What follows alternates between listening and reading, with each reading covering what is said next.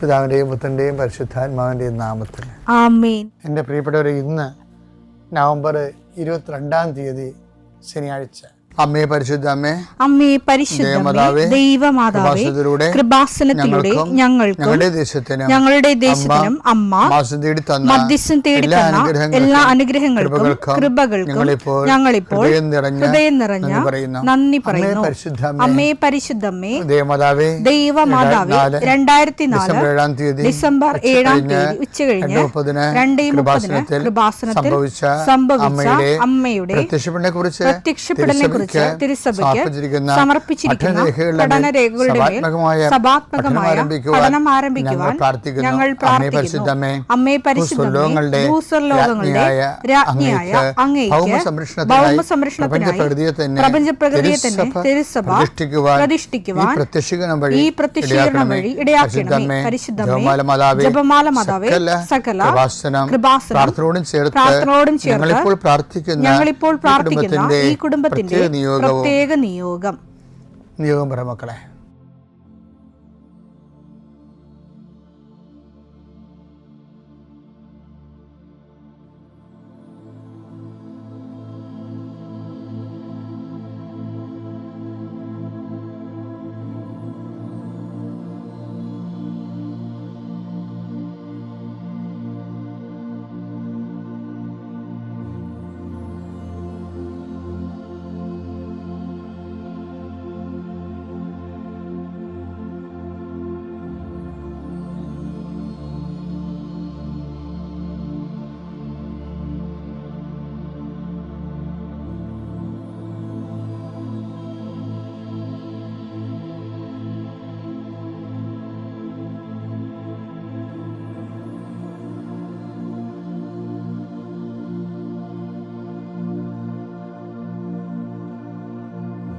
അമ്മയുടെ പ്രത്യക്ഷീകരണത്തിന്റെ ഈ അനുഗ്രഹവേളയിൽ ഞങ്ങൾക്ക് സാധിച്ചു തരുവാൻ കനിയണമേ.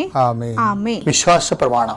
സർവശക്തനായ പിതാവും ആകാശത്തിന്റെയും ഭൂമിയുടെയും സൃഷ്ടാവുമായ ദൈവത്തിൽ ഞാൻ വിശ്വസിക്കുന്നു. അവിടുത്തെ ഏകപുത്രനും ഞങ്ങളുടെ കർത്താവുമായ ഈശോമിശിഹായിലും ഞാൻ വിശ്വസിക്കുന്നു. ഈ പുത്രൻ പരിശുദ്ധാത്മാവിനാൽ ഗർഭസ്ഥനായി കന്യകാമറിയത്തിൽ നിന്ന് പിറന്ന് പൊന്തിയോസ് പീലാത്തോസിന്റെ കാലത്ത് പീഡകൾ സഹിച്ച് കുരിശിൽ തറയ്ക്കപ്പെട്ട് മരിച്ച് അടക്കപ്പെട്ട് പാതാളങ്ങളിൽ ഇറങ്ങി മരിച്ചവരുടെ ഇടയിൽ നിന്ന് 3-ാം നാൾ ഉയർത്ത് സ്വർഗത്തിലേക്ക് എഴുന്നള്ളി സർവശക്തിയുള്ള പിതാവായ ദൈവത്തിന്റെ വലതുഭാഗത്തിരിക്കുന്നു. അവിടെ നിന്ന് ജീവിക്കുന്നവരെയും മരിച്ചവരെയും വിധിക്കുവാൻ വരുമെന്നും ഞാൻ വിശ്വസിക്കുന്നു. പരിശുദ്ധാത്മാവിലും ഞാൻ വിശ്വസിക്കുന്നു.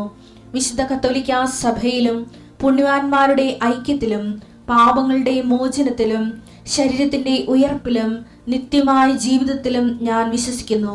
ആമേൻ. സുഖസ്ഥനായ ഞങ്ങളുടെ പിതാവേ, അങ്ങയുടെ നാമം പൂജിതമാകണമേ. അങ്ങയുടെ രാജ്യം വരണമേ. അങ്ങയുടെ തിരുമനസ് സ്വർഗത്തിലെ പോലെ ഭൂമിയിലും ആകണമേ. അന്നു വേണ്ടുന്ന ആഹാരം ഇന്ന് ഞങ്ങൾക്ക് തരണമേ. ഞങ്ങളോട് തെറ്റ് ചെയ്യുന്നവരോട് ഞങ്ങൾ ക്ഷമിക്കുന്നത് പോലെ ഞങ്ങളുടെ തെറ്റുകൾ ഞങ്ങളോടും ക്ഷമിക്കണമേ. ഞങ്ങളെ പ്രലോഭനത്തിൽ ഉൾപ്പെടുത്തരുതേ, തിന്മയിൽ ഞങ്ങൾ രക്ഷിക്കണമേ. ആമേൻ. നന്മ നിറഞ്ഞ മറിയമേ, സ്വസ്തി. കർത്താവ് അങ്ങയുടെ കൂടെ സ്ത്രീകളിൽ അങ്ങ് അനുഗ്രഹിക്കപ്പെട്ടവളാകുന്നു. അങ്ങയുടെ ഉദരത്തിൻ ഫലമായി ഈശോ അനുഗ്രഹിക്കപ്പെട്ടവനാകുന്നു. പരിശുദ്ധ മറിയമേ, തമ്പുരാന്റെ അമ്മേ, പാപികളായ ഞങ്ങൾക്ക് വേണ്ടി ഇപ്പോഴും ഞങ്ങളുടെ മരണസമയത്തും തമ്പുരാനോട് അപേക്ഷിക്കണമേ. ആമേൻ. കർത്താവേ, നിന്റെ ഉന്നതമായ നാമത്തിന് സ്വസ്ഥം ചെയ്യുന്നു. കർത്താവേ, നിന്റെ വിശുദ്ധ പൗരോഹിത്യത്തെ മഹത്വപ്പെടുത്തണമേ. കർത്താവേ, സഭയിലുള്ള സാന്നിധ്യം ദൃഢമാക്കണമേ.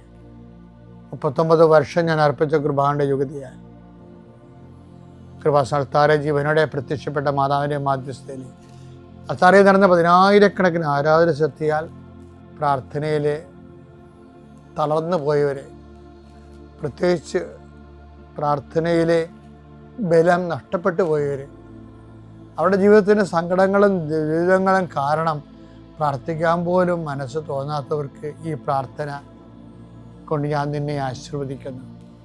ഒരുമിച്ച് ജീവിക്കാൻ ആഗ്രഹിക്കുന്നവർ, ഈ ആശീർവാദ സമയം നിൻ്റെ നഷ്ടപ്രതീക്ഷകൾ പൂവണിയുകയും നീ വേണ്ടെന്ന് വെച്ച് അവസാനിപ്പിച്ച എല്ലാ കാര്യങ്ങളുടെ മേൽ കർത്താവ് പുതിയ മുളകൾ നിനക്ക് മുളപ്പിച്ചു തരികയും നീ നിന്നുപോയ കാര്യങ്ങൾ നീ വേണ്ടെന്ന് വെച്ച് തള്ളിക്കളഞ്ഞ കാര്യങ്ങളുടെ മേൽ ദൈവം നിനക്ക് പുതിയ പ്രത്യാശ നൽകാൻ വേണ്ടി ഞാൻ ആശീർവദിക്കുന്നു. മക്കളില്ലാത്തവരെ, ഒത്തിരി അബോർഷനും ഒത്തിരി ട്യൂബൽ പ്രഗ്നൻസിയൊക്കെ നടന്നിട്ടും ഇനി മടുത്ത് നിർത്തി മതി എന്നൊക്കെ പറഞ്ഞ് മാറ്റിയവരെ, അവരൊറ്റ ആശീർവാദം കൊണ്ട് കർത്താവ് പുതിയൊരു ജീവിതം നിങ്ങൾക്ക് നൽകട്ടെ എന്ന് പ്രാർത്ഥിക്കുന്നു. എൻ്റെ കർത്താവിൻ്റെ ഉന്നതമായ നാമത്തിൽ, സഭയുടെ അധികാരത്തിൽ, കുരിശടയാളത്തിൽ, കൃപാസ്ഥാനത്താറെ ജീവനോടെ പ്രത്യക്ഷപ്പെട്ട മാതാവിൻ്റെ മധ്യസ്ഥത്തിന് രോഗപീഠകളെ ഈശ്വരനാമത്തിൽ സൗഖ്യം പ്രാപിക്കട്ടെ. ചില സമയത്തുണ്ടല്ലോ ഞാൻ ഓർക്കുവേ, എന്തിനു വേണ്ടി, എന്തുകൊണ്ട് നമ്മൾ ദൈവത്തെ സ്നേഹിക്കണം? എൻ്റെ മനസ്സിൽ വന്ന ഒരു പ്രധാനപ്പെട്ട കാര്യം എന്താ അറിയാമോ? ഇപ്പം മനുഷ്യൻ, ഞാൻ നേരത്തെ പറഞ്ഞ പോലെ ദൈവത്തിൽ നിന്ന് വചനം കേൾക്കാതെ തന്താങ്ങളുടെ വഴിക്ക് പോയെന്ന് കഴിഞ്ഞ ദിവസം പറഞ്ഞായിരുന്നില്ല. അങ്ങനെ തന്താങ്ങളുടെ വഴിക്ക് പോയാലും ദൈവത്തിനെ വേണമെങ്കിൽ തുടച്ച് മാറ്റിയിട്ട് പുതിയൊരു സൃഷ്ടി തുടങ്ങാമായിരുന്നു. ദൈവം അങ്ങനെ ചെയ്തില്ല.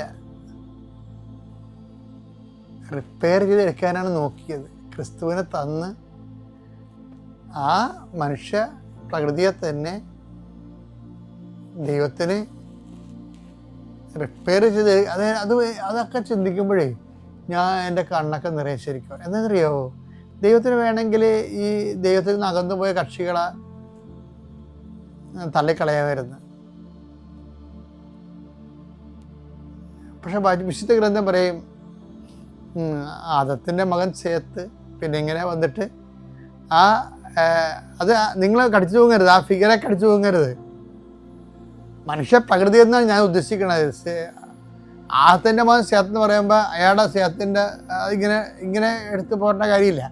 മനുഷ്യപ്രകൃതി, ആ മനുഷ്യത്വത്തെ തന്നെയും ആ സ്റ്റെമ്മിനെ തന്നെയാണ് ദൈവം എടുത്ത് റിപ്പയർ ചെയ്തത്.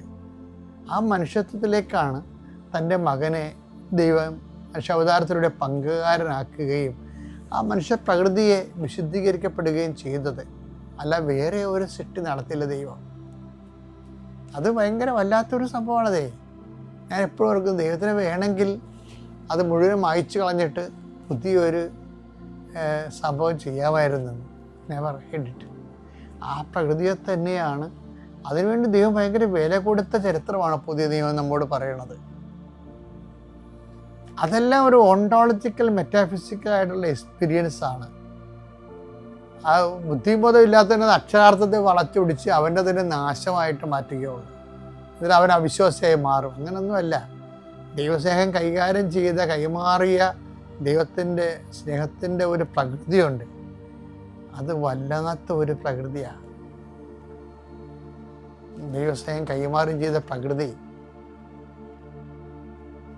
ക്രിസ്ത്യാനിറ്റിയിലുള്ള പ്രകൃതി എന്ന് പറയണത് ഈ കാണുന്ന പച്ചപ്പുകളും സൃഷ്ടപ്രപഞ്ചം മാത്രമല്ല. പ്രകൃതി എന്ന് പറയണത് ദൈവം മനുഷ്യനെ നാശത്തിന് വിട്ടുകൊടുക്കാതെ അതേ പ്രകൃതി എടുത്തിട്ട് ആ പ്രകൃതി സ്വന്തം പ്രകൃതി ചേർത്തിട്ട് ആ ആദ്യത്തെ പ്രകൃതിയുടെ വിഹലതകളെ പരിഹരിച്ചു കൊണ്ട് ക്രിസ്തുവിൻ്റെ പ്രകൃതിയായിട്ട് കൺവേർട്ട് ചെയ്തിട്ടുള്ള ഒരു ഒണ്ടോളജിക്കൽ എക്സ്പീരിയൻസ് ഉണ്ട്. അതൊരു വല്ലാത്ത ഒരു സംഭവമാണ്. അത് ദൈവത്തിൻ്റെ സ്നേഹത്തിനെ അങ്ങനെ ചെയ്യാൻ പറ്റത്തുള്ളൂ. ദൈവം സ്നേഹമായതുകൊണ്ടാണ് അങ്ങനെ ചെയ്യണത്. നമ്മളെ കുർബാന പ്രാർത്ഥന ഒരിടത്തെ, കർത്താവേ, അങ്ങയുടെ ശക്തി പ്രകടമാകുന്നത് കരുണ കാണിക്കുന്നതിലും ക്ഷമ കൊടുക്കുന്നതിലുമാണെന്ന്. ശരിക്കും പറഞ്ഞാൽ ഈ റൈറ്റ് ഓഫ് ചെയ്യണ തുല്യമാണ്. ദൈവം നമ്മുടെ തെറ്റുകളുടെ റൈറ്റ് ഓഫ് ചെയ്യുന്നില്ലേ? അത് ശരിക്കും ദൈവത്തിൻ്റെ ശക്തി തന്നെയാണ് ശരിക്കും അതിനകത്ത് വരണത്. സ്വന്തം പുത്രനെ പോലും നമുക്ക് വേണ്ടി ഏൽപ്പിച്ചു തന്നവൻ അവനോടുകൂടി സമസ്തവും നമുക്ക് തരാത്തില്ലെന്ന് പറഞ്ഞു. റോമ 8:32. സ്വപുത്രനെ പോലും ഒഴിവാക്കാതെ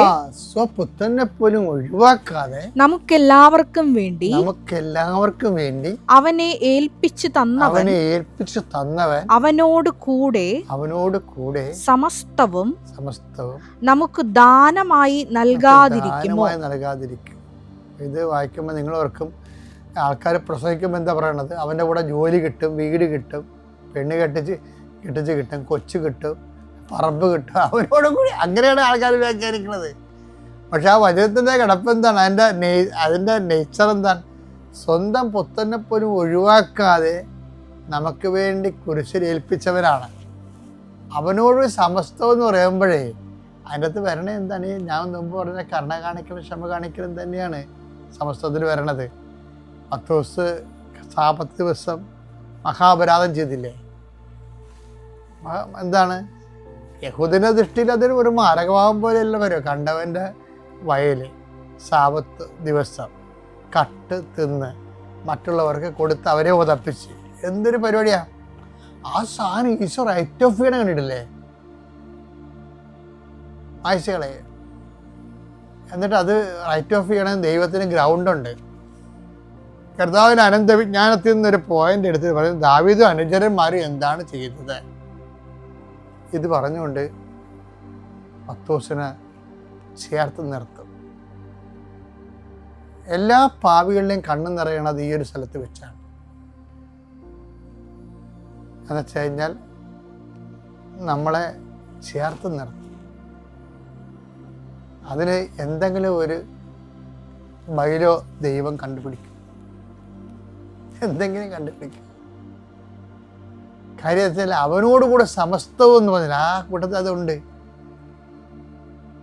അവനോടുകൂടെ ക്രിസ്തുവിനോടുകൂടെ നടക്കുമ്പോൾ ക്രിസ്തു തന്നെ പാപത്തിന് വലിയൊരു പരിഹാരമായി നിൽക്കുമ്പോൾ അതിനിടക്കുള്ള ചീളി കേസാണ് സാപത്ത് ലംഘനവും ഗോതമ്പ് കട്ടു തിന്ന കേസൊക്കെ.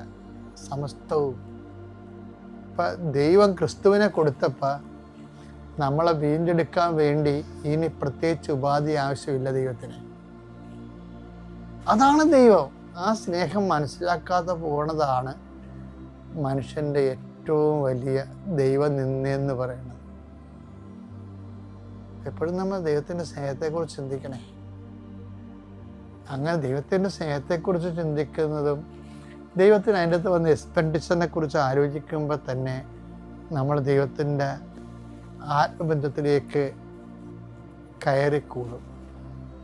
അതാണ് പിന്നീട് നമ്മുടെ ജീവിതത്തെയും മറ്റുള്ളവർ റൈറ്റ് ഓഫ് ചെയ്യാൻ വേണ്ടി സഹായിക്കുന്നത്. ചിലർക്ക് എന്തെല്ലാം തലവത്തിൽ പറഞ്ഞാലും സാരമില്ല, അവൾ വളർന്നു വന്ന സാഹചര്യമായിരിക്കും. ഇപ്പം അവരങ്ങനെ പറഞ്ഞുകൊള്ളു, എന്താ തെറ്റിരിക്കണത്, അവളുടെ ഭാഗത്ത് നിൽക്കുമ്പോൾ ശരിയാണല്ലോ എന്നൊക്കെ റൈറ്റ്. അത് കഴിഞ്ഞാൽ ഇങ്ങനെ ദൈവസ്നേഹം എന്ന് പറയുമ്പോൾ നമ്മൾ മറുപക്ഷത്തു നിന്ന് ചിന്തിച്ചുകൊണ്ടിരിക്കും. ദൈവസ്നേഹം ഇല്ലെങ്കിൽ നമ്മുടെ പക്ഷത്ത് നമ്മൾ ചിന്തിച്ചുകൊണ്ടിരിക്കുക. ദൈവസ്നേഹത്തെ അറിയാവുന്നവർ നോക്കാം കേട്ടാ. മാതാവാണ് അതൊക്കെ ടോപ്പ്. അതാണ് അവർ അവരുടെ സ്നേഹം ദൈവസ്നേഹം എന്ന് പറയുമ്പോൾ അവരുടെ ഹൃദയത്തിൽ ചിന്തിച്ച് അതേക്കുറിച്ച് ആലോചിച്ചെന്നൊക്കെ പറഞ്ഞത് ദൈവസ്നേഹം തന്നെ പറയണത്.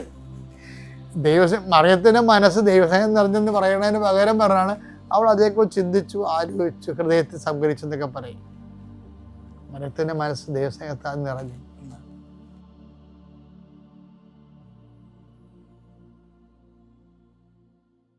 അത്യപൂർവ ദൈവാനുഭവങ്ങൾ ഇനി നിങ്ങൾക്കും സ്വന്തം.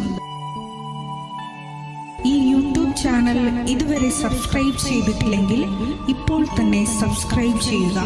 ഈ വീഡിയോ ഇപ്പോൾ തന്നെ നിങ്ങളുടെ സുഹൃത്തുക്കൾക്ക് ഷെയർ ചെയ്തുകൊണ്ട് കർത്താവിൻ്റെ പ്രേക്ഷിതരാകുക.